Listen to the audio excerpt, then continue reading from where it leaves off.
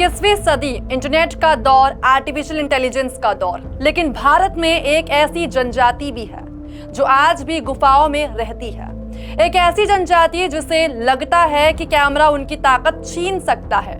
सुनने में ये बात भले ही आप लोगों को अजीब लग सकती है, लेकिन सवाल सिर्फ कैमरे का नहीं है, सवाल उस दुनिया का है जो लगातार बदल रही है, और उन लोगों का भी है जिन्होंने आज तक अपनी दुनिया को बदलने नहीं दिया। जहां ना सोशल मीडिया का असर है, ना आधुनिक जीवन की भागदौड़, जहां जंगल ही घर है, पहाड़ ही देवता है और प्रकृति ही जीवन का आधार है। सुनने में ये किसी फिल्म की कहानी लग सकती है, लेकिन ये कहानी बिल्कुल सच्ची है।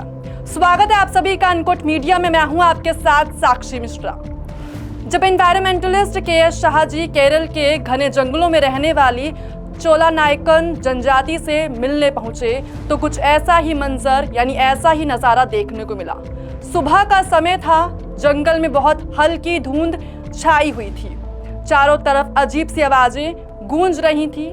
करीब 5 घंटे तक पैदल चलने के बाद चट्टानों के बीच कुछ लोग दिखाई दी। जब के.एस. शाह जी और उनकी टीम वहां पहुंची तो सामने छोटी बड़ी कई गुफाएं नजर आई, लेकिन जैसे ही उन लोगों की नजर बाहरी लोगों पर पड़ी तब कई लोग गुफाओं के अंदर छिपने लगे। उसके थोड़ी देर बाद कुछ लोग बाहर आए, बातचीत शुरू हुई, लेकिन जैसे ही कैमरा निकाला गया माहौल पूरी तरीके से बदल गया। उस वक्त एक बुजुर्ग आगे आए और कैमरे की तरफ इशारा करते हुए बोले, इसे दूर करो, ये हमारी ताकत को खींच लेगा। अब आप लोग जरा सोचिए, गौर कीजिएगा, समझिए इस बात को। एक तरफ हम अपनी जिंदगी का हर पल कैमरे में कैद कर रहे हैं, तो वहीं दूसरी ओर भारत में एक ऐसा समुदाय भी है जो आज भी कैमरे को शक की नजर से देखता है, यानी उससे बचता है।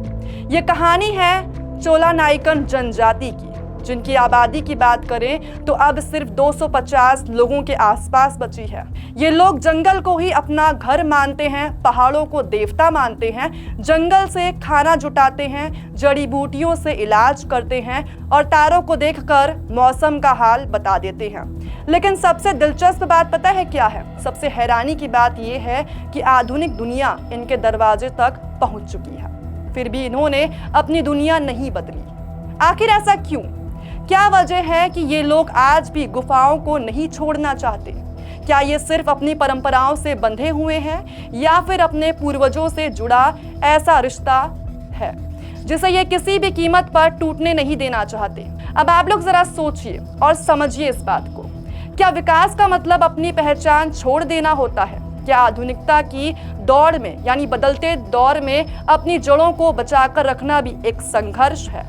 और क्या आने वाले समय में यह अनोखी जनजाति अपनी संस्कृति के साथ बच पाएगी? आज की कहानी भारत की उसी आखिरी गुफा जनजाति की है जिसकी दुनिया जंगल से शुरू होती है और जंगल में ही खत्म हो जाती है। आप लोग क्या सोचते हैं? कमेंट में अपनी राय जरूर बताइएगा। चैनल को सब्सक्राइब करें, लाइक करें, शेयर करें और कमेंट करें। धन्यवाद।